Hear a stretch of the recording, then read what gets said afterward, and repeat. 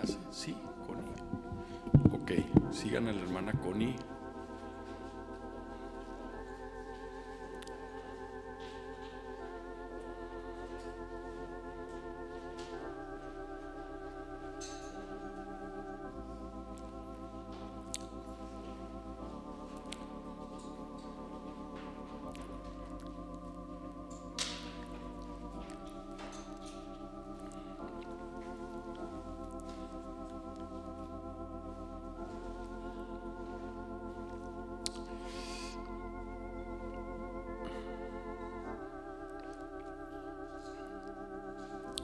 Tu plan, Señor, precioso y perfecto, se cumpla hoy, Señor.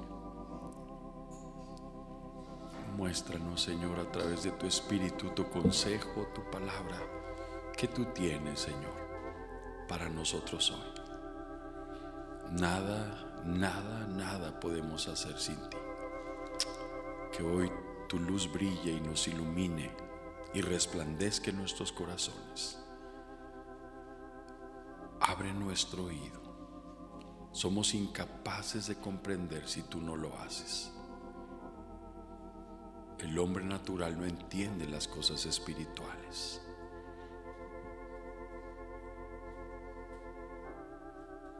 Pero a través de tu Espíritu podemos entender, con tu favor y con tu gracia, Señor. Yo te pido que hoy podamos tener un oído abierto para escuchar, un corazón entendido. Y como dice tu palabra, si oyeres hoy su voz, no endurezcáis vuestro corazón, como en ese lugar de Meriba, donde hubo dureza.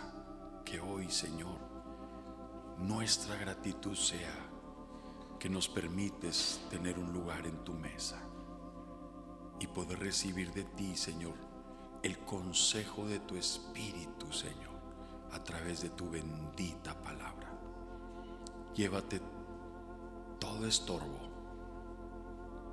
toda preocupación, y danos la gracia para estar sentados delante de ti, para lo que nos has convidado a la mesa, para escucharte como María estaba a tus pies, escogiendo la mejor parte, la cual nadie nos ha de quitar. Gracias por invitarnos a tu mesa, mi Señor. En tu nombre precioso lo pedimos. Amén.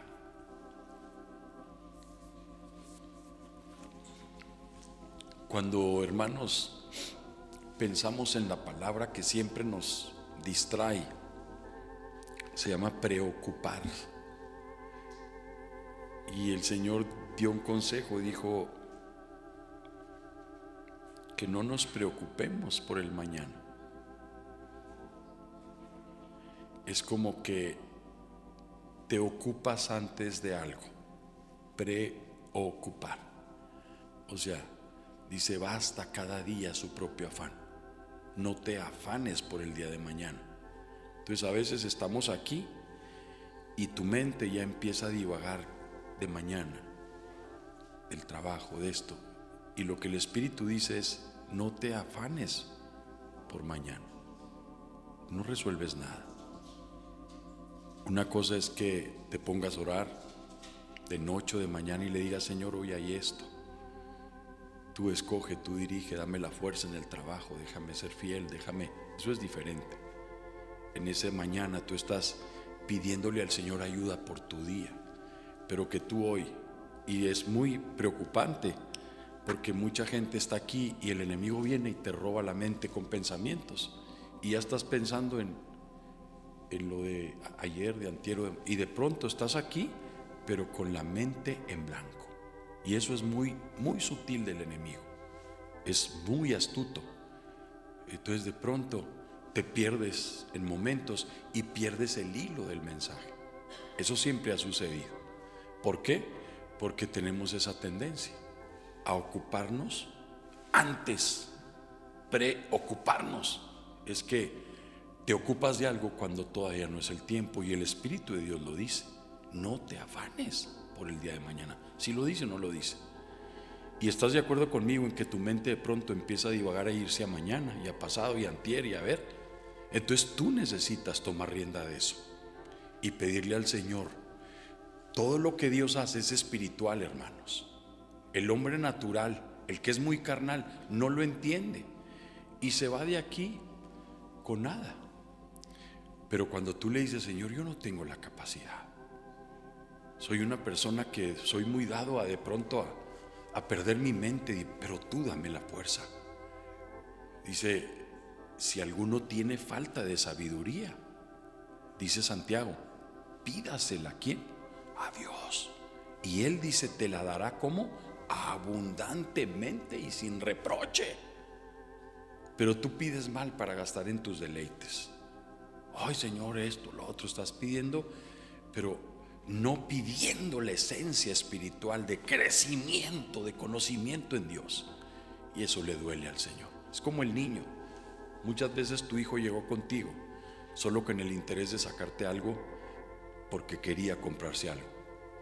Creo que los niños todo el tiempo lo han podido hacer hasta que tú los haces conscientes y les das instrucciones de madurez. No me esté preguntando cada momento a dónde vamos y qué vamos a hacer. Aprenda a estar sujeto su corazón, su espíritu, ¿no? ¿Y qué? ¿Y ahora dónde? ¿Y cuánto falta? ¿Y cuánto el otro? Y esto y lo otro. Y está bien, de pronto es un niño, ¿no? Pero ya después lo tienes que ubicar, ¿no? Porque quiere controlar. Pero yo te pido, en un tiempo tan corto que tenemos, que aprendas a suplicarle al Señor en esas áreas que somos muy frágiles. Entonces, imagínate, el Señor nos invita el día de reposo a su casa. Y es un corto tiempo el que estamos aquí, comparado con las 24 horas de 7 días de la semana. Venimos a pasar aquí 2 horas. Y que esas 2 horas te la pases fuera de aquí. Por eso el Señor dice, estoy a la puerta de tu corazón llamando. Si me la abres voy a entrar, pero si sigues cerrándomela en tu mundo, allá te vas a quedar afuera, me vas a dejar afuera. Amén. Entonces eres tú el que tiene que tener la humildad de decir, no tengo la capacidad, así he vivido, Señor, pero yo no quiero perder este tiempo de calidad contigo. Por eso te decía ahorita en la alabanza, es un momento glorioso y puedes estar divagando, en términos coloquiales, pajareando de aquí para allá. Y es un momento muy crucial que el Señor te está pidiendo, dámelo todo. Amarás al Señor tu Dios con todo tu corazón, con toda tu mente, con todas tus fuerzas. ¿Sí lo dice así o no? ¿Y eso qué significa? Con todo. Amén. Y nosotros siempre le estamos dando sobras. Este es un tiempo muy crucial, hermanos. El que tiene oído va a oír, y el que tiene un corazón humilde va a responder. Y no es, pues yo soy así. Sí, traes un espíritu mudo y sordo desde que naciste en familias que crecieron a su manera. Y es un espíritu mudo y sordo, no oye, se calla cuando no debe alabar y no alaba, no tengo ganas. Pero yo sé que ustedes anhelan con todo su corazón. Entonces, no te preocupes, ¿ok? ¿Estamos de acuerdo? Deja fuera mañana. Levántate muy de mañana y dile, Señor, hoy guíame, ¿está bien? Mañana es mañana, ¿ok? Hoy es su casa, su templo, su presencia, su instrucción, su amor hacia ti y a mí. ¿Está bien? Entonces te voy a pedir que si te doy permiso que te des porque luego viene el sueñito, ¿no? Hazte así, no importa. Hey, despierta, amigo, despierta, para que el Señor nos ayude. Amén, amados. El Señor, casi oí su voz, unas palabras muy claras. Llegamos tarde y muy cansadísimos, hermanos. Muy cansados, créanme. Esta semana fue ardua y le damos gracias a Dios por habernos dado el privilegio de estar allá, pero fue ardua. 5 y pico de la mañana, alistándonos para ir y luego regresar, medio que comer tantito, ir en la noche. No paramos. Y simplemente para el viaje ayer, 6 de la mañana, para maleta y todo, y gracias a Dios que no salimos tan temprano, pero desde las 6 ya andábamos preparando todo. Yo tenía que dejar un carro, llevar a Josué a donde lo tenía que dejar, y que Josué se quedó, hermanos, gracias a Dios, para el campamento, nomás que va a estar 15 días allá. Es el campamento del 20, pero sentíamos que el Señor quería, y pues abrió la puerta que los hospedaran por ahí, y puro correr, y llegamos cansados. Pero oí una voz esta madrugada muy clara. Tan es así, hermanos, que agarré algo para anotar porque me lo estaba diciendo el Señor. Y me dijo: la aflicción, que es el título del mensaje, nos humilla para encontrar el camino que nos acerca a Dios. La aflicción nos humilla para encontrar el camino que nos acerca a Dios. Eso yo quiero que tú lo guardes en tu corazón y que lo vivas y lo entiendas. La aflicción, ¿qué? Nos humilla, ¿y qué? Para encontrar el camino que nos acerca a Dios. Entonces, estamos confrontando una serie de situaciones siempre conflictivas, difíciles, que no esperamos. Entonces dice el Señor: esa aflicción, hijo mío, es lo que te humilla a ti para encontrar un camino hacia mi presencia. Lo que para la carne, tu carne, mi carne, es amenaza, es molestia, es enfado, porque eso no salió, porque me contradijeron, por qué sucedió esto, por qué el otro. El Señor está diciendo: esa situación es lo único que te humilla tu carne. Y esto, hermanos, en el Salmo 119, 67 lo expresa muy bien el salmista. Dice en el Salmo 119, 67, 119, 67, por favor, dice: antes, 67, antes que fuera yo humillado, ¿qué? Descarriado andaba. Fíjense, ¿quién ha visto, hermanos, el accidente de un tren? Yo creo que a todos, no que lo hayamos visto físicamente, pero quizás lo hemos visto en una escena grabada, ¿no? ¿Quién ha visto cuando se descarrila un tren? ¿Quién ha visto que de pronto se sale de las vías y a veces un choque, a veces lo botan o lo hacen a propósito? Y el tren, hermanos, con esa mole se sale del camino y qué desorden, no, se descarrila. Y aquí dice: antes que fuera yo humillado, descarriado andaba. O sea, ¿cómo Dios necesita, hermanos, tratar? ¿Y qué significa esa palabra en el griego? Viene de una raíz que significa Haná. ¿Y sabes qué significa? Está dividida, digamos, en 3 partes. Lo que significa humillarnos significa mirar. Haz de cuenta que tú andas en tu mundo y de pronto esa aflicción te para. Esa aflicción, esa situación, esa dificultad te para. Eso es lo que significa mirar, oír, prestar atención. Pero la segunda parte es la respuesta que tú vas a tener a eso. El momento dificultoso se pone, una enfermedad, una dificultad, un problema, algo que se salió de control, que no esperabas. Es una aflicción. Aquí lo que vemos, hermanos, en toda la Biblia es que todos los hijos de Dios los llevó por ese camino. Y nosotros seguimos en nuestra actitud, en nuestra carne, no querer que esas cosas nos aflijan, nos afecten. No, es como diciendo: si yo soy bueno con Dios y si yo soy una persona buena, no tienen que pasar esas cosas. Y es todo lo contrario. Esas cosas son necesarias para que la vida espiritual sea probada y entrenada en tu vida.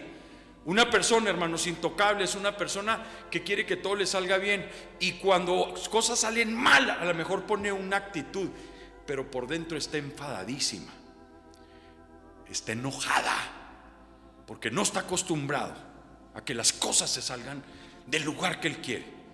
es una persona, y hay gente energúmena, hombres, que se dan una enojada porque la pasta está fuera de lugar, porque hay eso, de esos perfeccionistas. Y lo digo porque una mujer es más dada a orden, no, pero a veces hay estos perfeccionistas que rayan del otro lado y se dan unas enojadas porque le movieron la pasta, porque el cepillo, energúmenos. O sea, es una actitud de mucha insolencia. Una cosa es ser ordenado, a mí me gusta ser ordenado, pero otra cosa, hermanos, es que se enciende un furor porque aquellos se los movieron de su lugar. Entonces es un tipo carnal que está muy acostumbrado a brotar como él es. Eso es todo lo contrario a lo que Dios está diciendo. Yo necesito tratar con esa actitud en tu vida, porque esa actitud no te va a calificar para ir al cielo. Te califica el carácter de Cristo.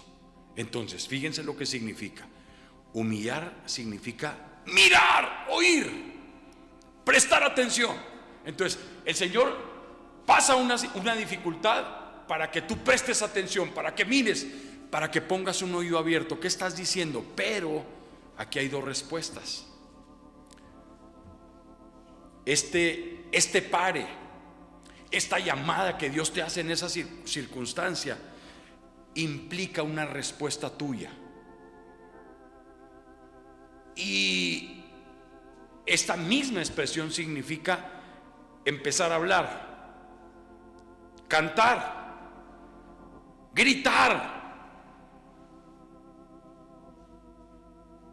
acusar, aullar, desmentir, proferir, protestar, replicar. Fíjense, tiene dos partes. Una es cuando en esa situación tú replicas, desmientes, aullas, gritas de esa circunstancia, y la otra parte es atender, testificar, escuchar, proseguir, oír, servir, testificar.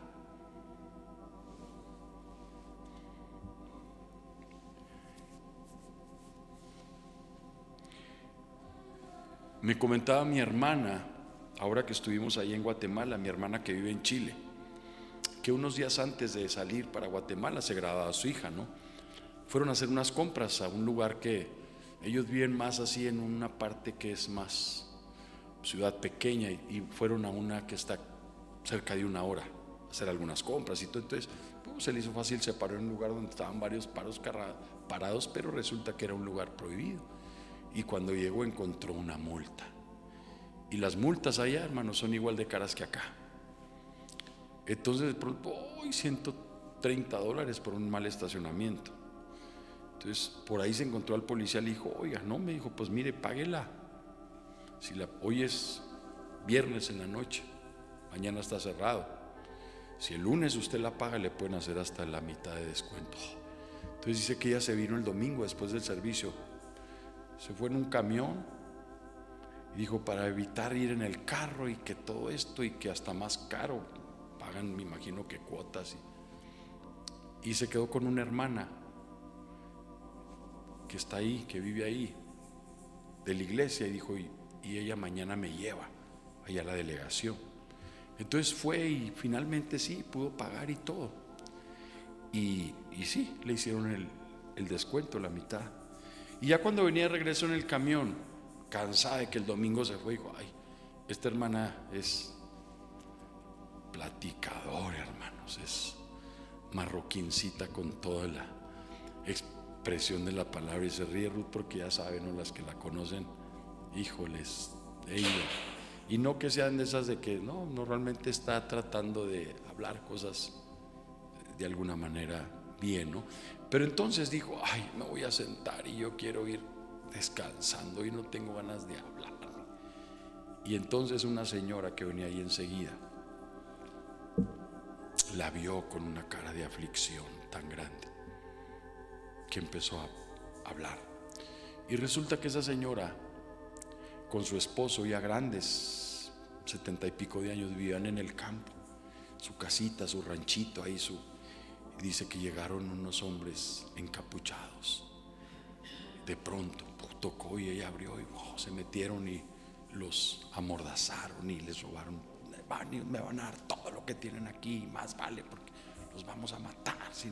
Imagínense dos personas grandes ahí, medio de la nada, y les robaron todo lo que pudieron. Imagínense que eso deja mucho trauma, temores. Personas que enfrentan una situación así por mucho tiempo están enfrentando, porque hagan de cuenta que el enemigo viene y te hace un alarido como de león, dice, como león rugiente. Se mete a tu casa, te ensucia, se necesita un toque de Dios. Imagínense gente que no conoce al Señor. ¿Saben de que Chile hay un espíritu de robo, hermanos? Como es una situación donde la economía siempre es difícil. Casi la gente es media para abajo porque apenas salen con lo necesario. Un buen servicio médico que les ayudan, pero lo demás es difícil. Entonces robo. Me decía a mí, el esposo de mi hermana, el pastor Jorge Díaz, me decía, nos han robado ya 8 veces. Cuando llegaron ahí, hermanos, acostumbrados, en la primera casa donde vivieron, es donde vivía el pastor que estuvo ahí antes pastoreando, pues se les hizo fácil dejar en el carro ahí que el violín y qué cosas. Esa primera noche, después de unos pocos días que estaban ahí, un cristalazo, y le sacaron ahí un violín y no sé qué otras cosas. Acostumbrados, ¿no? Otro. Entonces ella empezó a hablar con esa señora y ella, con lágrimas en los ojos, le decía todo lo que vivieron, la angustia. Y mi hermana empezó a decirle, mire, pero Dios, esto. Y cuando iban llegando, ella vivía ahí donde mi hermana, pero no sé, 4 o 5 cuadras antes. Dejó el campo para irse ahí a vivir con, no sé, una hija o algo así. Y como que venía ella también de traer unas cositas. Y ella ahí empezó a hablarle. Y se bajó con ella, le dijo, déjeme la ayudo. Y también quería saber dónde vivía para poder, de alguna manera, poderle visitar. Pero me decía mi hermano, mira hermano, cuando dije, ahí estamos viajando y los gastos que vamos a tener de llevar a los hijos allá y todo, y una multa. Pero me decía, cómo Dios es bueno y obra todo para bien. Todo para bien. Si no hubiera pasado eso, yo no hubiera tenido la oportunidad. Mire, esa señora estaba en una aflicción. ¿Se imaginan? Una señora de 70 y tantos años, encapuchados, el esposo amarrado y amenazados de muerte, y ahí saqueándoles todo lo poco. ¿Se imaginan? La angustia, el dolor. Entonces mi hermana me decía, ¿cómo es el Señor bueno? Que cuando nosotros entendemos, las cosas las lleva para bien. Amén. Entonces, aquí lo que dice el Señor antes que fuera humillado es: párate, presta oído, pon atención, escucha. Pero ¿cómo vas a responder? ¿Con enojo? ¿Replicando? ¿Acusando? ¿Desmintiendo? ¿Ofendido? ¿Señalando? Así como ese niño que le llamas la atención y por dentro está bien molesto, te obedece, pero por dentro una mala actitud. Muchas veces así respondemos nosotros. Entonces, antes que fuera yo humillado, descarriado andaba, pero ahora he vuelto, dice el Señor. Mas ahora guardo tu palabra. Ahora entiendo que eso es más precioso, que tu palabra me forme, me transforme, ¿me entiendes? No es como tú vienes entrenado, no es según tus experiencias, no es como tú adoptas la situación para afrontarla, no, es como Dios quiere que aprendas tu lección de vida. Amén. Y normalmente, hermanos, venimos ya formados de maneras diversas. Y el campo de entrenamiento, hermano, es más donde hay confianza. Es donde se te hace fácil decirle a tu esposa: ya, tú no sé cuánto. O viceversa. Es donde ahí parece que nadie se fija, y es donde Dios tiene la mirada más grande, porque es tu campo de entrenamiento Porque el Señor, hermanos, el mayor ejemplo es que el Señor dice, hablando en Efesios, dice que como Cristo amó a la iglesia, los maridos deben amar a su mujer. O sea, el mayor ejemplo de nuestra relación en nuestro matrimonio es Cristo con su esposa. Y cómo la trató Él, y cómo la perdonó Él, y cómo ha tenido paciencia, ¿no? Y nosotros, hermanos, en la primera situación a veces impaciencia, actitudes. Y tú puedes decir que así son en tu familia, pero qué triste, porque cuando el Señor te para en medio de esa situación, de esa dificultad, tú vas a responder quejándote, replicando, profiriendo, aullando, como dice aquí, acusando, o vas a servir y a testificar, o vas a atender lo que Dios está hablando. Entonces el meollo, hermanos, de este mensaje es que cada día, hermanos, estamos confrontando situaciones en nuestra vida desde que nos levantamos hasta que nos acostamos. ¿Quién dice amén a esto? Que tienen de parte de Dios estas situaciones la bendición de que cada circunstancia adversa, difícil, cada prueba, cada aflicción nos permita encontrar el camino que nos acerca a Dios, no que nos aleja por nuestra carnalidad. Esto nos permite acercarnos a Dios y al corazón de Cristo, quien es nuestro ejemplo, y la meta es que alcancemos la estatura, la plenitud de Él. Miren lo que dice Efesios 4, verso 13. Efesios 4, verso 13. Hablando de que Dios ha constituido a unos apóstoles, maestros, evangelistas, pastores. Dice, a fin de perfeccionar a la iglesia, ayudarla, dice, hasta que todos lleguemos a ¿qué, hermanos? A la unidad de la fe, del conocimiento del Hijo de Dios. La meta en nuestra vida, hermanos, es conocerlo a Él. Dice, y del conocimiento del Hijo de Dios a un varón perfecto a la medida de la estatura de la plenitud de Cristo. Qué precioso, hermanos, a la medida. Decía el hermano Marvin que por el manto de Turín, hermanos, que es una realidad, que por estudios de ADN es el manto que estuvo sobre Cristo, ese manto que estuvo precisamente en Turín, Italia, ya con los avances de lo que es el ADN y el carbono 14, han encontrado que realmente data, y la estatura más o menos de Cristo, hermanos, se calcula como en de unos 78, unos 80. Y lo que aquí está diciendo el Espíritu de Dios es que lleguemos a esa altura y a la llenura. Fíjense qué precioso, o sea, no nos está limitando. Entonces, eso significa que el Señor nos está dando oportunidades, pero nuestra forma, reacciones y carácter lo alejamos. Y es algo, hermanos, íntimamente metido que traes en tus genes, que necesitas un milagro en tu corazón para dejar esa actitud. Cuando pasa la circunstancia, miras, te detienes, oyes y dices, Señor, ¿cómo voy a reaccionar? Dándole a mi carne, ¿qué dice, hermanos? El que quiere salvar su vida, ¿qué? ¿Qué dice, hermanos? El que quiere salvar su vida, ¿qué? La perderá. ¿Y qué es salvar tu vida? ¿Qué es salvar tu vida?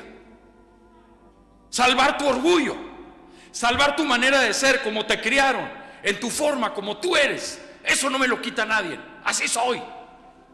Triste, porque así eres de la naturaleza de Adán.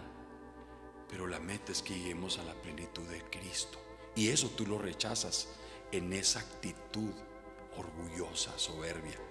Amén. Entonces dice, el que quiere salvar su vida la va a perder, Y el que pierda su vida por causa del Señor, ¿qué dice? La ganará. Entonces, en esta vida, hermanos, es todo lo contrario. Aquí pierdes. O sea, la economía del reino es diferente a la economía de este mundo. En la economía de este mundo es lo contrario, ¿sí?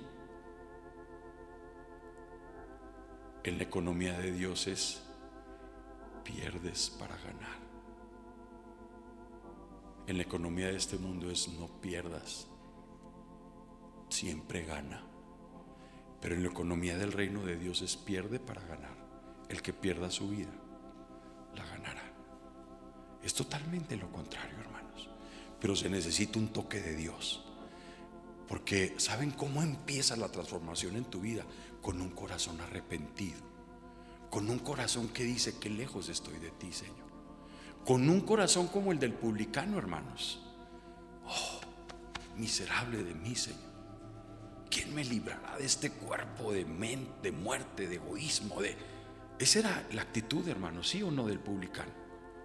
Y el otro que decía, hermanos, yo hago, doy. Se sentía, hermanos, una persona totalmente, de alguna manera, aprobada por Dios.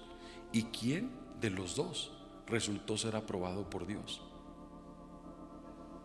¿Quién? Si están aquí o ya se fueron a la preocupación de mañana. ¿Quién? El publicano, hermanos. Y el publicano que decía, líbrame de este cuerpo de engaño. Dijo el publicano, regresó justificado. Entonces ya es tiempo de que te veas a ti mismo, ya no veas hacia afuera. Ya es tiempo de que dejes de sentirte atacado, provocado, sino que digas, Señor, antes que fuera yo humillado, descarriado andaba. La única manera que voy a encontrar tu camino, Señor, es entendiendo que lo que tú estás haciendo a través de la aflicción me va a humillar para encontrar tu camino. Porque, como te decía, cada día estamos confrontando situaciones en nuestra vida, desde que nos levantamos hasta que nos acostamos, que es un propósito de Dios. Amén. Entonces, ¿qué es lo que hace la humillación en tu vida y en mi vida? ¿Qué hace la humillación? La humillación, hermanos, es como que tú vas de pronto, dice descarriado. Dice antes que fuera humillado, descarriado andaba. Es como que Dios te redirecciona. Lejos de quererte hacer un mal, te redirecciona al punto correcto, a la meta. Entonces, lo que significa humillación es una redirección. No es castigo sin propósito, sino que es una intervención misericordiosa de Dios, que nos saca del camino, que nos saca del error y nos lleva a guardar la palabra. Porque dice, antes que fuera humillado, descarriado andaba, ahora guardo tu consejo, ahora estoy caminando en tu palabra. Amén. Porque, hermanos, siempre que abrimos una puerta, por eso el Señor le dijo a Adán y Eva, ¿dónde están ustedes? Es que tuvimos miedo. O sea, ofendieron a Dios, le fallaron, pecaron y te escondes. Cada vez que traes un escondidijo, que andas escondiéndote de algo, te apartas de la palabra. Estás haciéndolo a tu manera, de una manera engañosa y ciega. Pero cuando Dios te humilla y te trata y redireccionas el camino, ahora entonces entiendes la bendición de guardar el consejo y la palabra de Dios y obedecerlo. Lo demás es religión. Amén. Descarriado, hermanos, es olvidar el diseño que Dios hizo para ti. Cuando nos alejamos de la voluntad de Dios, perdemos el orden, la paz y la dirección. La humillación, hermanos, nos despierta, nos sacude y nos recuerda quién es nuestro pastor. Y Cristo, hermanos, es nuestro modelo de humillación. Él no nos pide nada que Él no ha hecho. Eso es lo precioso del Señor, hermanos. Que los otros religiosos, como los fariseos, les exigían cosas que ellos ni siquiera cumplían. Así era la religión de esa época. Los escribas y fariseos les ponían una bola de normas que ni ellos vivían. Pero Cristo, hermanos, es nuestro ejemplo. Mira, ve conmigo a Filipenses 2, verso 8. Filipenses 2, 8, ese es el modelo de humillación. Dice que Él se humilló a sí mismo, haciéndose obediente hasta la muerte y muerte de cruz. Se humilló. Entonces, hermanos, si el Hijo de Dios abrazó la humillación para cumplir ese propósito eterno, ¿cuánto más nosotros? Si Él, que no había pecado en Él, escogió ese camino, era para que nosotros entendiéramos y viviéramos en ese ejemplo. ¿Pecó el Hijo de Dios en la tierra, hermanos? No pecó. Lo hizo solo para mostrarnos que es necesario. Estando en la condición de hombre, se humilló. O sea, se humilló y se hizo obediente. Y no solo se hizo obediente hasta la muerte, hermanos. ¿Saben ustedes que la cruz, dice Gálatas, que es maldición? La crucifixión era una maldición. Por eso lo pusieron ahí en medio de dos ladrones. Era para que fuera lo más humillante. O sea, era la muerte más humillante, crucificar a alguien exhibiéndolo. Ahí, miren ese hombre que se decía, miren esos perversos. Pero dice que todo lo contrario, como Cristo fue sin pecado, dice que en esa crucifixión exhibió a los principados y potestades y clavó, dice la palabra en Colosenses, clavó en esa cruz el acta de todo lo que era contra ti, contra mí. Los pleitos, las contiendas, todo lo clavó ahí por ti, por mí. Entonces, mientras que el mundo, Satanás, lo querían exhibir, Él los exhibió porque triunfó y conquistó la muerte. Es el primogénito de los muertos. Amén. No hubo pecado en Él y el Padre dijo: ese sacrificio acepto. Entonces, Él se humilló, hermanos. Padeció. Fue rechazado. Fue vituperado. ¿Será que nosotros no es posible que recibamos un poco de esa humillación? Si Él la recibió. ¿Será que es bendición la humillación, hermanos? Amén. La humillación, hermanos, nos hace fértiles. Una tierra fértil, hermanos, trae fruto, y la humillación nos hace fértiles. Qué precioso, ¿no? Que todo lo contrario. O sea, la humillación, haz de cuenta que rompe tu tierra, toda la dureza, para que pueda penetrar la palabra. Por eso dice: ahora guardo tu palabra. La humillación rompe la dureza de la tierra, rompe la dureza de tu corazón y permite que tú te humilles.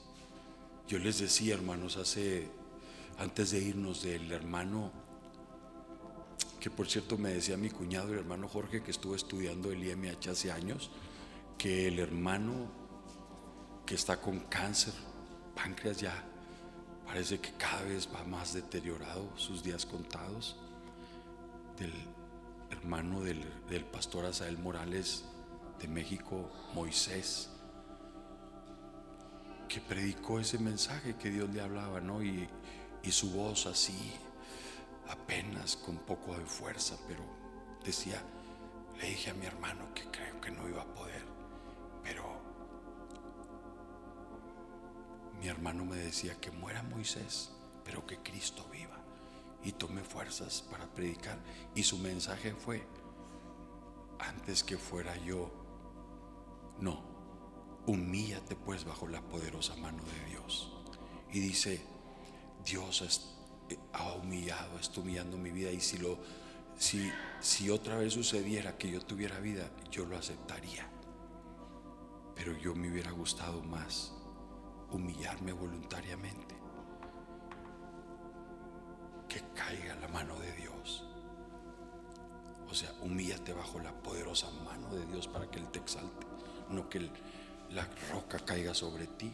Era su sentir.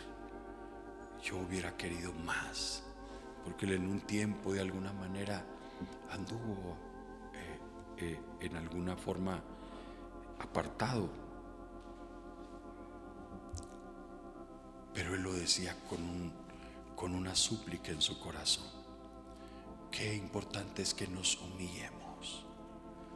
que dejemos que Dios. Entonces, qué triste, hermanos, que nosotros que tenemos toda la entereza, nos quejemos por cosas sin valor. Él ahorita tiene sus días contados.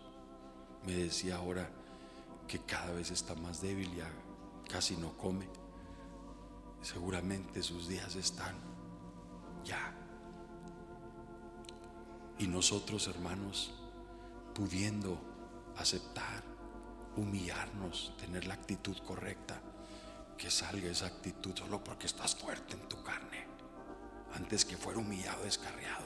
Entonces, qué precioso es que le digas: sí, Señor, esa circunstancia que surge, que te pares y digas: me estás hablando, Señor, y es para bien. No voy a responder con esta actitud que sale de mí cuando no son las cosas como me gustan.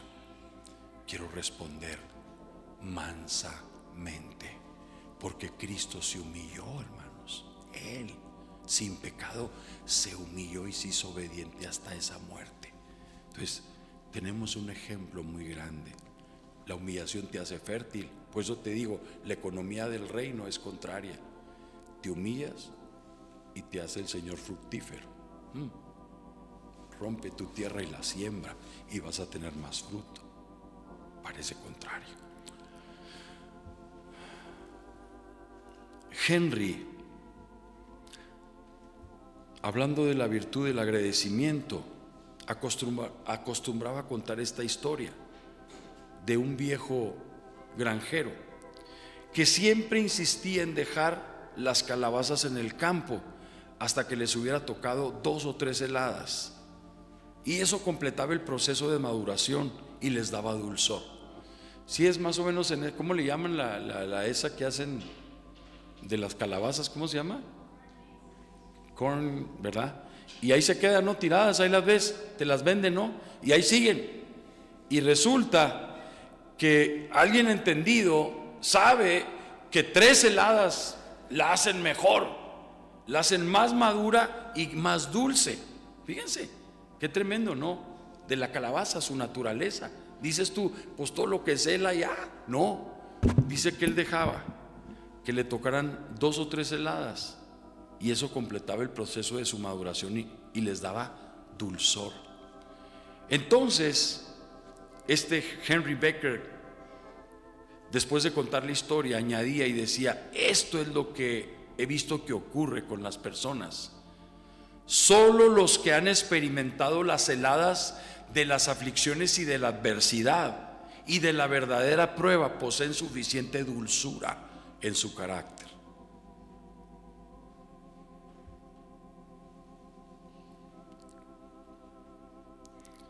Estaba la hija tan desalentada, hermanos, tan desalentada, y este chef, que era chef, puso 3 ollas ahí en ese restaurante y le dijo: mira, hija, ven. Esa hija frustrada, ya sin ganas de nada: mira, es que es una tras otra, un problema tras otro, ya no soporto. A ver, ven. Y luego puso unos huevos, un par de huevos en agua caliente, y luego puso unas zanahorias, y luego puso granos de café molidos en la tercera olla, y los puso a que ebullicionaran, una ebullición que llegara a hervir aquello, ¿no? Un calentamiento alto a temperatura. Y después de ese tiempo de ebullicionar, los apagó y le dijo: ¿cómo era el huevo cuando se metió al hervor, a la prueba, al calor? Pues era líquido, una yema, la clara. Mira cómo se volvió después de la prueba. Duro, ¿no? Así le llamamos huevos duros, ¿no? Cuando los coces, ¿no? Mira, se endureció. ¿Qué pasó con la zanahoria que entró dura al fuego? Mira cómo se ablandó. perdió, se ablandó, se deshace. El calor le causó una blandura exagerada tal que si lo agarras así se deshace. Pero mira el café, huélelo. El café en su naturaleza cambió el color del agua, le dio sabor. Toda su propiedad cambió esa agua y ahora puedes disfrutar un café después de ese calor. ¿Cómo quieres ser tú? Cuando viene la prueba, endurecerte, ablandarte y quedar así con una blandura, o cambiar la circunstancia en bendición, textura, olor, color. ¿Qué quieres ser tú? ¿Cómo quieres ser tú? Y a esa hija, hermano, se le salían las lágrimas, decir: no, papá, yo quiero que esta circunstancia sacar el mejor provecho y que transforme mi vida en algo mejor. Entonces, así sucede, hermanos, ante las situaciones que atravesamos. Y Dios está permitiendo humillarnos para que este tiempo, hermanos, sea un tiempo de prueba en nuestra vida, para mirar, oír y decir: Señor, esto es para bien. Y no que tu carne siga sintiéndose derrotada, porque vez tras vez tus respuestas son las mismas, tus mismas actitudes. Que de hoy en adelante el Espíritu te dé convicción y que digas otra vez esta actitud: perdóname, Señor, esto no es así, ni es así correcto, porque no estoy creciendo nada en ti. Cuando todo marcha bien, yo respondo muy bien. Cuando la situación no me gusta, sale esa actitud. Y lo peor, hermanos, es que eres oscuridad en tu casa y un candil afuera. Muchos hacen eso. En tu casa eres oscuridad y afuera eres candil. La otra gente parece que recoge lo mejor de ti. Como te digo, lo que Dios está viendo es tu comportamiento. Estoy hablando más mayormente en el matrimonio. Lo que Dios ve es eso. Ahí te está forjando, no es afuera. No es con el que te paga, que le pones una carita muy linda. No es con la persona esa con la que pues, no hay problema. Ahí es donde Dios está viendo quién eres. Ahí es donde se está formando tu carácter verdadero. Ahí es donde manifiestas o no a Cristo Jesús. Ese es el lugar. Lo demás vives religiosamente en apariencia, porque no más que no se den cuenta. Y a la persona que amas, la que se sacrifica por ti, la que hace, es la que se lleva lo peor. ¿Será eso correcto de parte de Dios? Pregunto. No, que es una actitud: cámbiame, Señor, toca mi corazón, porque Cristo no hacía eso. Los hermanos lo rechazaron, sus mismos hermanos, y nunca los contradijo. Al final, hermanos, fueron tocados cuando vieron que era ese Hijo de Dios precioso, que fue como un cordero al matadero. Miren lo que dice en Hebreos. Vayan conmigo, Hebreos 5, verso 8. Hebreos 5, verso 8. Dice: y aunque era hijo, el Hijo de Dios, ¿qué dice, hermanos? Por lo que padeció, ¿qué? Aprendió la obediencia. Aunque era hijo, el Hijo de Dios, por lo que padeció, ¿qué? Aprendió la obediencia. Es una obediencia, hermanos, aprendida en el sufrimiento, no por ignorancia. A los 8 años él ya estaba hablando con los doctores de la ley, la palabra metida en el corazón. Amén. Él estaba recibiendo la gracia y el entendimiento y ya estaba en un diálogo. O sea, no era por ignorancia. O sea, no estaba recibiendo el sufrimiento por testarudo, sino porque es necesario.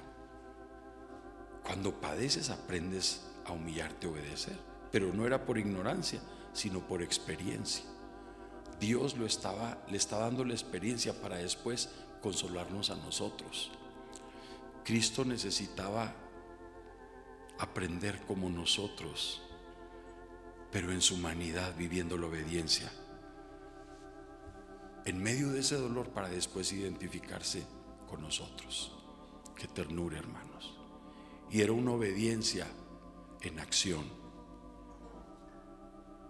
Su sufrimiento no lo quebró, lo perfeccionó. Dice Hebreos 2:10, como el autor de nuestra salvación. Y cada paso, hermanos, que él iba dando hacia la cruz era un ruego: no se haga mi voluntad sino la tuya. Y debiera ser una súplica, hermanos, que no se haga mi voluntad, Señor, sino la tuya. Yo soy obstinado, soy así, que no se haga mi voluntad. Entonces, hermanos, si el Hijo aprendió obediencia en el padecimiento, ¿cuánto más nosotros somos llamados a obedecer, hermanos, en medio de pruebas, de injusticias? Algo que despertaba mucho mi corazón, hermanos, es que la vida de Daniel, hermanos, hombre preciosísimo, ¿no? Que dice el Señor, varón muy amado. Desde el día que dispusiste tu corazón, fueron oídos tus ruegos. Varón muy amado. Esa parte me enternece, hermanos. Y qué difícil, ¿no? Es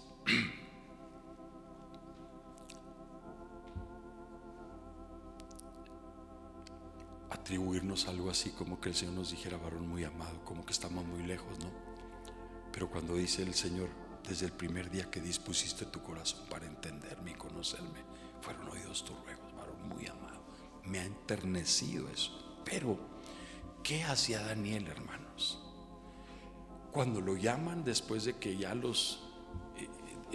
Nabucodonosor quiere que le revelen un sueño que ni siquiera sabe expresárselos, porque tuve un sueño, pero me tienen que decir cuál fue el sueño. ¿Cómo? Nadie lo puede hacer. Y es cuando Daniel pide oración, misericordia al Dios del cielo, y le revela aquellas vacas, ¿no? Flacas y gordas, y 7 años. Perdón, ese es José, me brinqué a otro sueño. Pero cuando la estatua, ¿no? Y que ellos están dispuestos a honrar al Señor. Pero ¿saben? Aquí está el hijo, en el capítulo 5 de Daniel, aquí está el hijo de Nabucodonosor llamado Belsasar.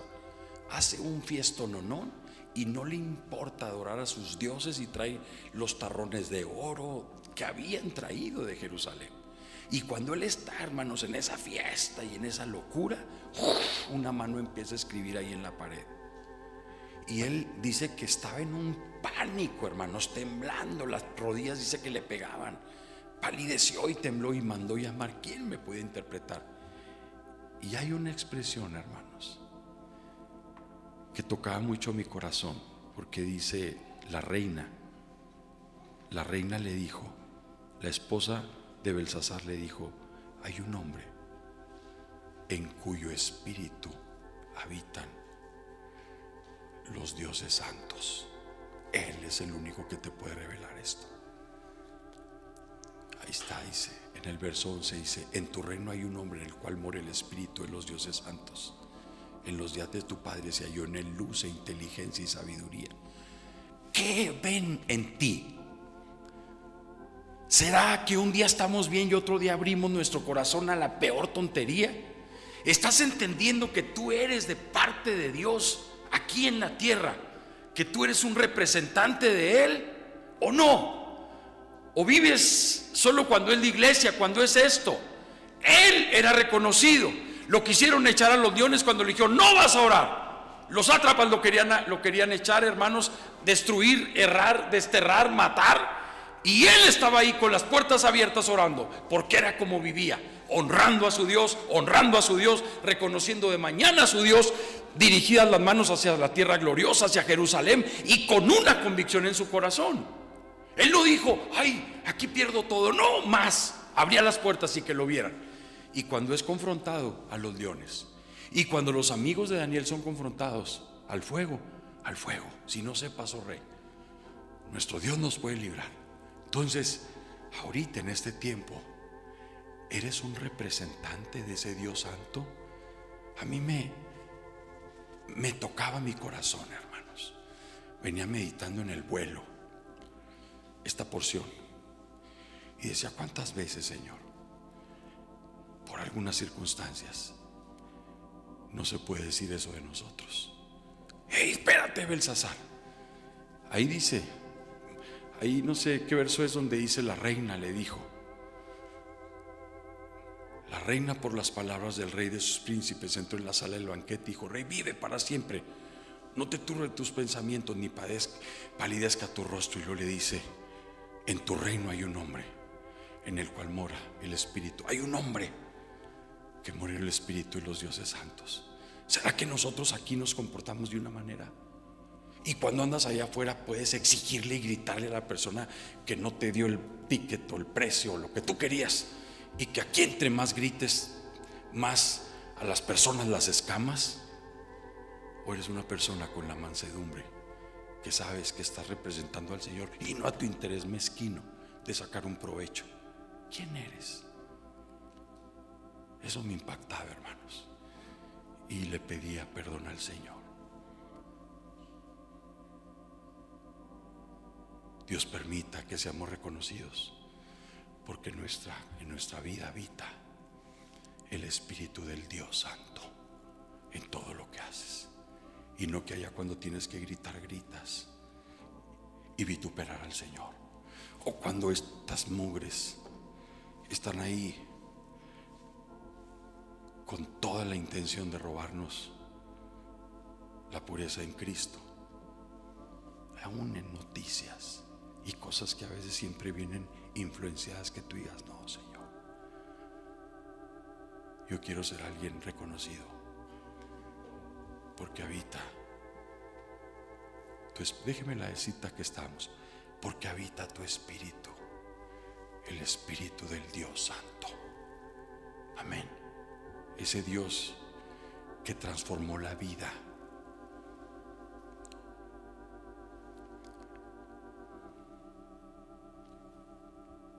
de aquel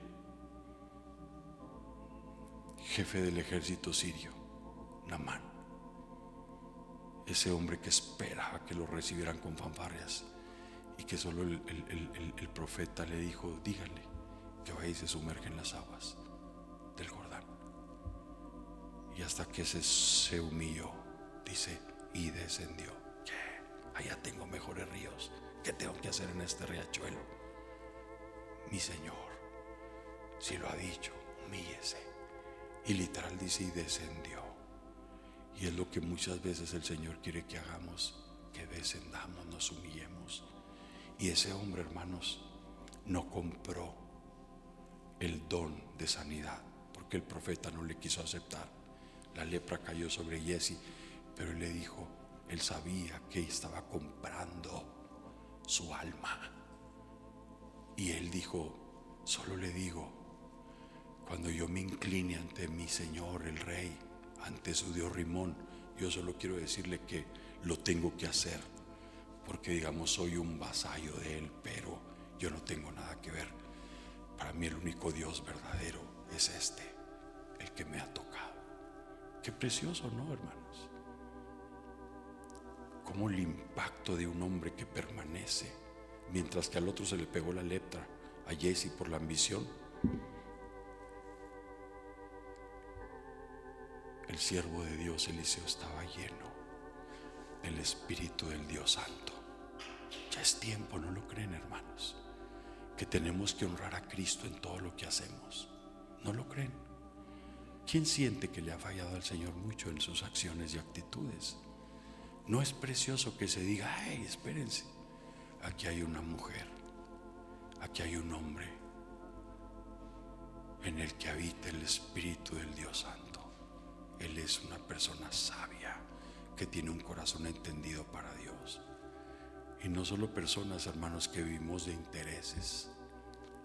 Lo que te importa, lo que te interesa, lo que te deja. Allá eres uno, acá eres otro. ¿Cómo me golpeaba? En donde andes, tú tienes que saber si quieres representar a Dios o vituperarlo. En tus arrebatos, en tus actitudes, lo honras o lo deshonras. Por eso, antes que fuera humillado, párate, oye, mira, escucha, detente, bájate de donde estás. ¿Cómo vas a responder? ¿Replicando, quejándote? ¿O vas a responder atendiendo, sirviendo, diciendo: Señor, esto es para mi bien y yo te quiero responder a ti, no a mi carne? ¿Estamos entendiendo, hermanos? Estamos en un tiempo muy cortito, hermanos. Sé que esta es una palabra que Dios tiene para ti, para mí. Amén. No solo para ti, para mí.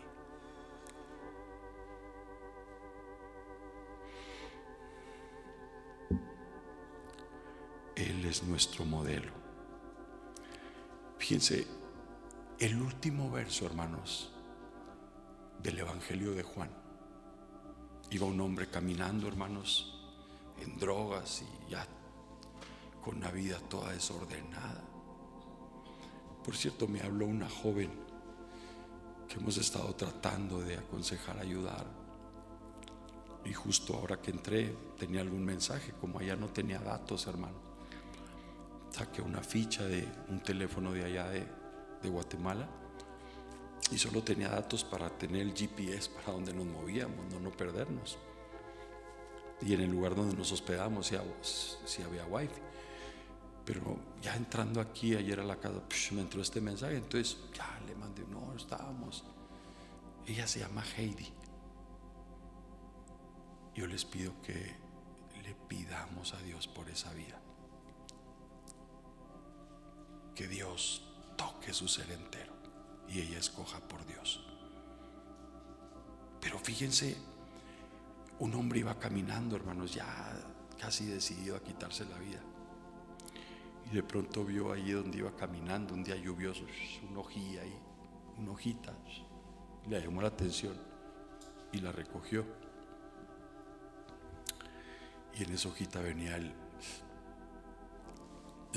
una hoja de la Biblia, y ahí venía el capítulo 3 y 4 de Juan.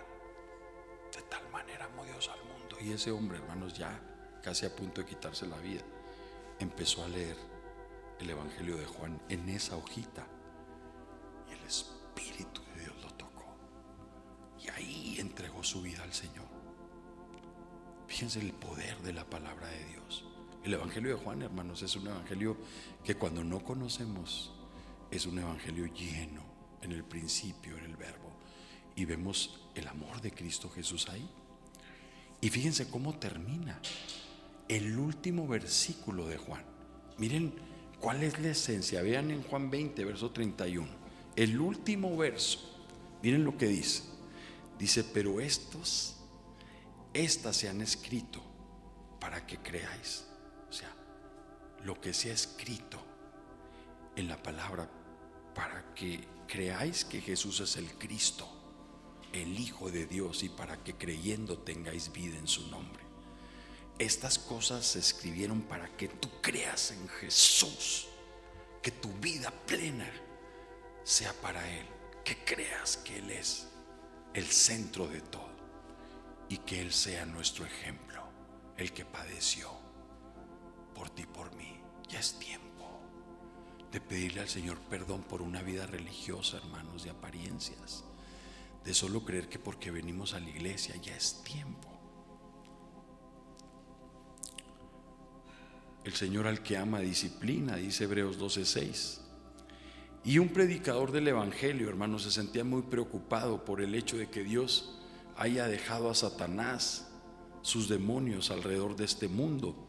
Dice Efesios 6:12: tenemos lucha contra sangre, carne, no es contra sangre, sino principados, potestades. Entonces, ¿por qué no los destruyó? ¿Por qué los dejó ahí? Y otro predicador le dio alguna luz al sugerirle que la aniquilación de Satanás no podía haber sido la terminación del pecado en el universo, ya que existen millones de ángeles obedientes a su creador y dispuestos a servirle, que podían haber dudado del amor y misericordia de Dios si tal medida drástica hubiese sido tomada por Dios contra el primero, ese ser querubín que se rebeló contra él. Y esta idea medio le convenció con respecto a la creación entera, pero quedó dudando con respecto a los cristianos. ¿Por qué el Señor permite que Satanás ataque precisamente a quienes le aman en este mundo? ¿Por qué? ¿Y por qué no nos libra enteramente de los ataques de tal enemigo? ¿Tiene algún resultado positivo la existencia del mal en el mundo? Y entonces, hermanos, le dio un ejemplo. Le dio un ejemplo de un pescador que se meten hacia los mares y que se dedican a la captura del bacalao. En esas zonas nórdicas, Noruega es muy reconocido, hermanos, por el bacalao, de los mejores noruegos. Y eso le ayudó a comprender este misterio. Este pescador, hermanos, experimentado, le dijo que con el objeto de que su pescado llegara fresco a donde él lo llevaba al mercado, viajaba en su buque del Pacífico Atlántico a llevar ese bacalao. Construyó una piscina en su buque muy grande, en ese buque de bacalao, y las piezas o estos pescados, este bacalao que él capturaba, llegaban frescas al puerto. Digamos, los agarraba en el mar, los traía al puerto para prepararse para llevarlo, y llegaban frescas. Pero recordó al ministro que en el mar hay un movimiento continuo entre las criaturas vivas.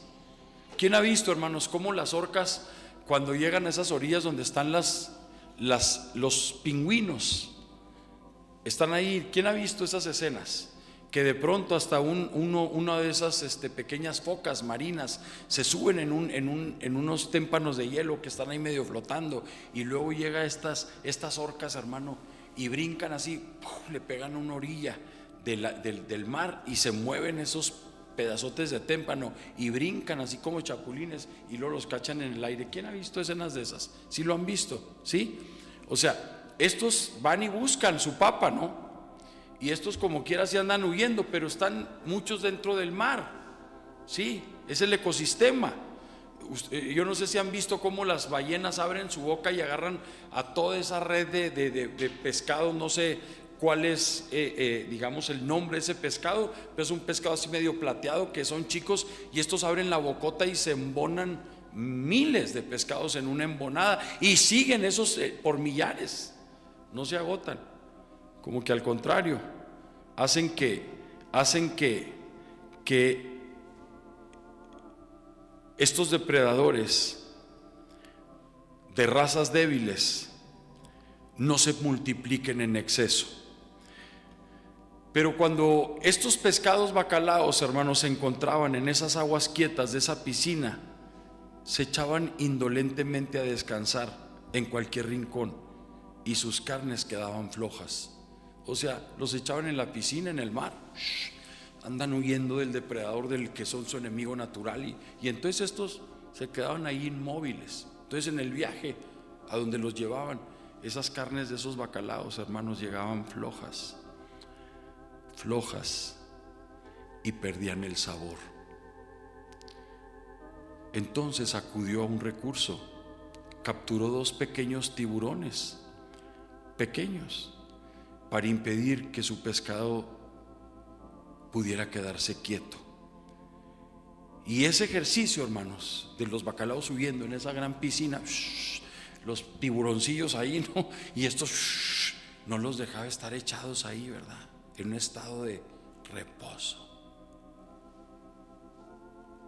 Entonces el predicador comprendió el ejemplo y lo usó en sus pláticas, explicando cómo los cristianos pueden volverse blandos como esa zanahoria, indolentes a causa de la inactividad, hasta que Dios permite al enemigo y sus demonios, agentes, que les aguijoneen con pruebas, tribulaciones durante su vida, pero confortándoles con la promesa de que Dios no permite a sus hijos amados ser tentados o probados más de lo que puedan resistir, sino que provee, dice, juntamente con la tribulación la salida para que podamos aguantar. Primera de Corintios 10:13 dice eso. Dice: no nos ha sobrevenido ninguna tentación que no sea humana, Pero fiel es Dios. Fiel es Dios, dice, que no os dejará ser tentados más. Primera de Corintios 10, verso 13. No nos dejará ser tentados más de lo que podemos soportar. Entonces el Señor necesita esos enemigos que te mantengan activo en oración, en súplica, atendiendo, respondiendo al Señor. Nosotros quisiéramos estar en un estado de reposo, pero no es así. Dios necesita tratar, moverte para que estés volteando al cielo. Pásale al...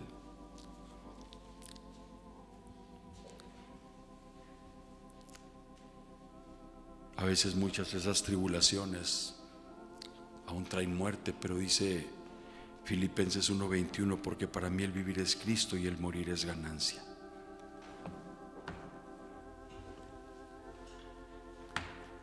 Que esta tarde el Señor deje en tu corazón la certeza de que toda aflicción de Dios tiene el propósito de humillarte para que tú encuentres el camino que te acerca a Dios, no que te aleja. Si cuando el Señor te para y volteas a Él, que le pidas al Señor, déjame responder como respondió tu hijo amado.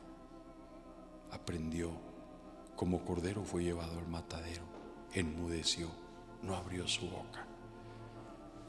Y que el Espíritu Santo traiga convicción a tu corazón en esta noche. ¿Sabes qué trae el Espíritu Santo? Arrepentimiento.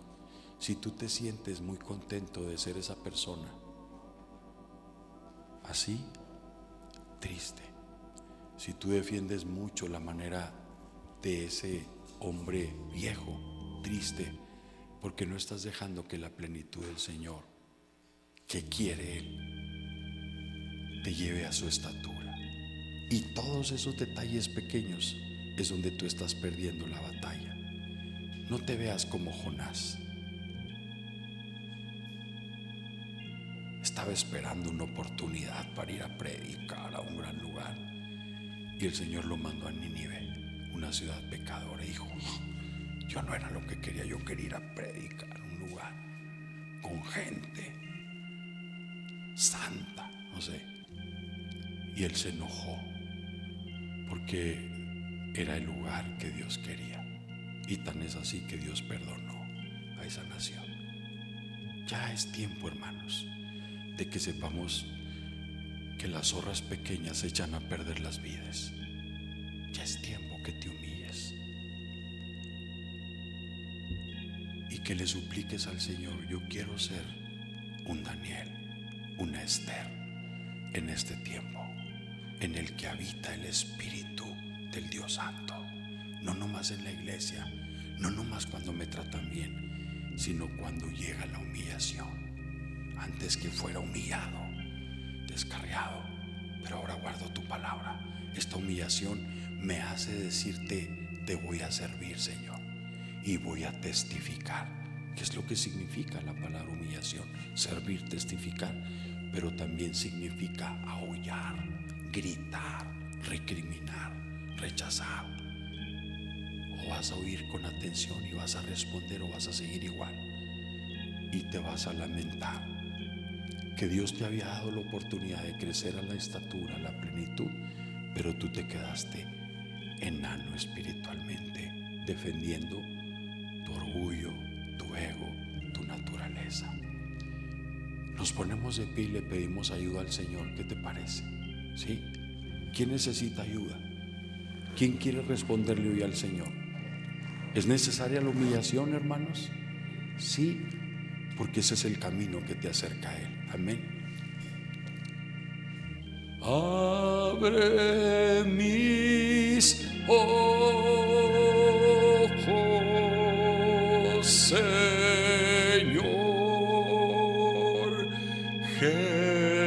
Jesús, quiero verte,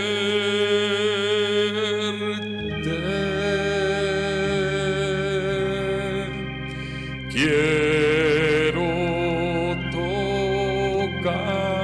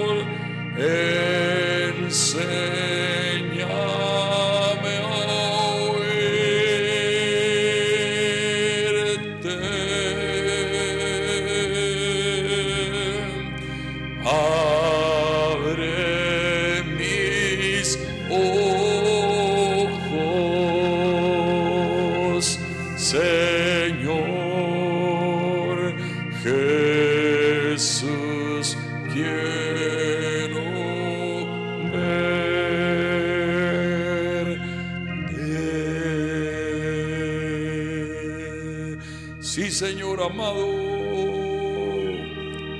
Oh, que en medio de la aflicción abramos nuestros ojos, nuestros oídos para responder como tú. Oh, para exaltar tu nombre,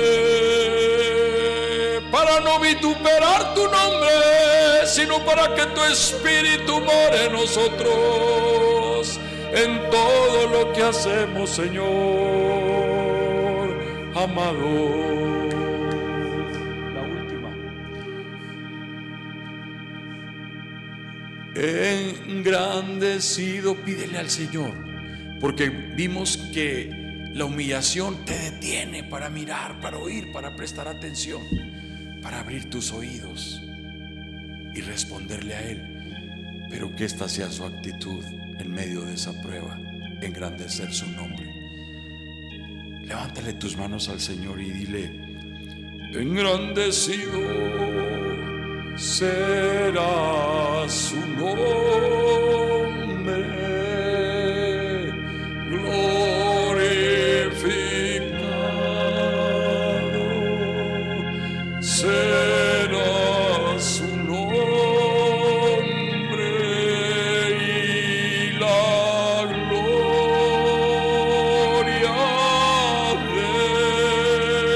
Señor descenderá sobre su gente mientras adoramos y exaltamos al Señor. Una pregunta, hermanos. Todas las veces, que han sido muchas, que al sentirnos ofendidos, agraviados por lo que se dijo, por lo que nos dijeron, por lo que dijiste, por lo que respondiste, ¿qué ha sucedido? Cuando en tu molestia respondes, te defiendes, ¿qué ha sucedido? ¿El Señor cae ahí? ¿Sí cae ahí? No. El Señor se va. El Espíritu Santo es contristado. ¿Cómo va a ser? Que si tú dices, si te enojas, el Señor cae ahí. Nunca. Todo lo contrario, lo apartas. Fíjense que cuando tú lo engrandeces ante esa circunstancia y decides honrarlo a Él, dice: y la gloria del Señor descenderá sobre su gente. Mientras tú lo resistes con esa actitud vana, carnal, ofensiva, ofendida, solo traemos, dice que donde hay celos y contención, ahí hay toda obra perversa, es diabólica. Cuando esas actitudes caen, es el enemigo, hermanos, el que llega ahí y te hace sentir un rencor y un coraje, un odio a la persona que amas. Pero cuando tú engrandeces al Señor y lo glorificas en ese momento y decides honrarlo, no tu carne, no tu orgullo, no hablar lo que sientes hablar, sino decir: Señor, a ti te humillaron y yo quiero humillarme. ¿Qué sucede? La gloria del Señor desciende sobre su gente. Es lejos de perder ganas, porque eres en una porción visitado por Dios. El que se enoja, dice allá afuera los términos coloquiales, el que se enoja, ¿qué? Pierde. El que se enoja, pierde. Entonces, pero que tú mantengas tu actitud para que la gloria del Señor descienda y no se vaya. Amén. Amén. Cantémoslo pensando lo que le estamos diciendo al Señor. Engrandecido será su nombre, glorificado será su nombre, y la gloria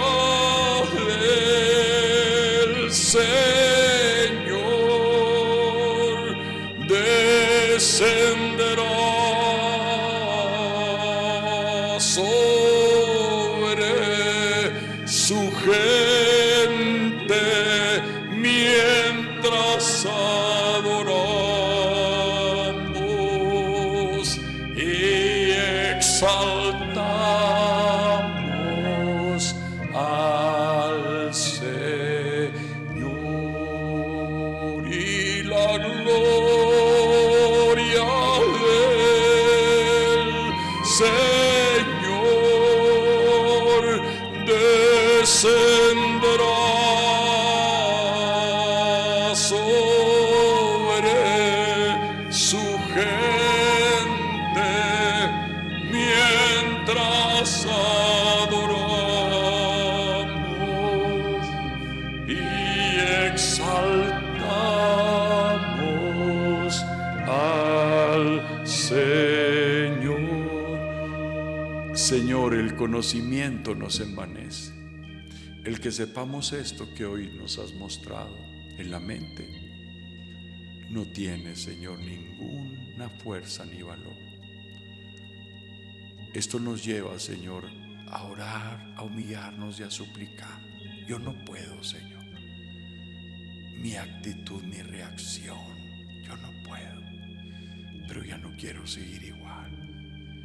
No porque hoy recibí una instrucción de conocimiento, eso me hace ya capaz. No, es reconocer ante ti, pedir ayuda para ya no perder tu vida cada vez, alejarla y vivir una vida que no te honra ni te agrada. Te suplico, Señor, de lo más profundo de mi corazón, que le des a los varones gracia para ya que no sea su vida la que se gana, sino la que se pierde para ganar la tuya. Te pido que le des gracia aquí a las hermanas, que nos des gracia en los hogares, para en esa oración, en esa súplica diaria, te pidamos no vituperarte, y que se pueda decir de nosotros que habita el Espíritu del Dios Santo en donde quiera que andemos. Ayúdanos a permanecer, Señor. Ayúdanos a perseverar. Te lo suplico en tu nombre precioso. Amén. Es muy seguro, hermanos, que vamos a ser probados muy pronto. El mensaje va a ser probado. Quizás vas a tener un pleito porque tú quieres comer algo y el otro quiere otra cosa, y ya va a haber yo te pido que tengas un oído que se detenga y le diga: Señor, quiero responder. Vamos a ser probados. Te vas a acordar de mí, y que respondas como Dios quiere que respondas. Amén. Dios los bendiga, hermanos, y los guarde, y nos vemos con la ayuda del Señor